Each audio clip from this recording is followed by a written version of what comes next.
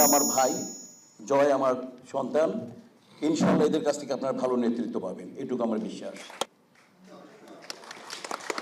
কেবলমাত্র নির্বাচন হবে, সেজেগুজে নির্বাচন করবেন, তারপর আর আপনাকে কমিটিতে খুঁজে পাওয়া যাবে না।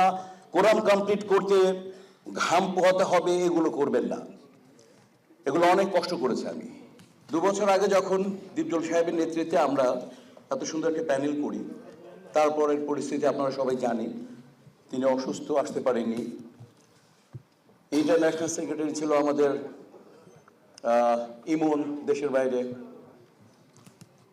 ভাইস প্রেসিডেন্ট একজন, উনি এগুলো আসতে পারেননি, রুবেল সাহেব। তারপর আমাদের সেই কিলা আলেক কি ছিল,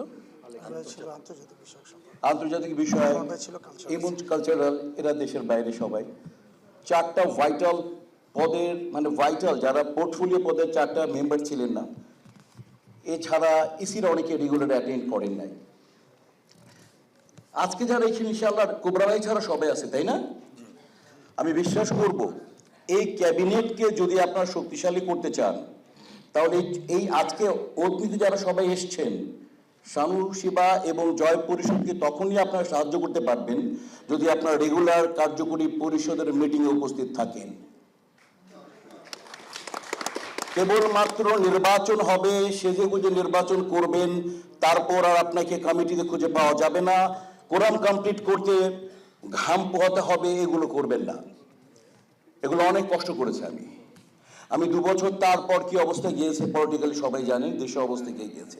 আমি এক জায়গায় দাঁড়িয়ে আমি আমার টিমকে নিয়ে ইনশাআল্লাহ, এরকম একটা আমার ইচ্ছা ছিল।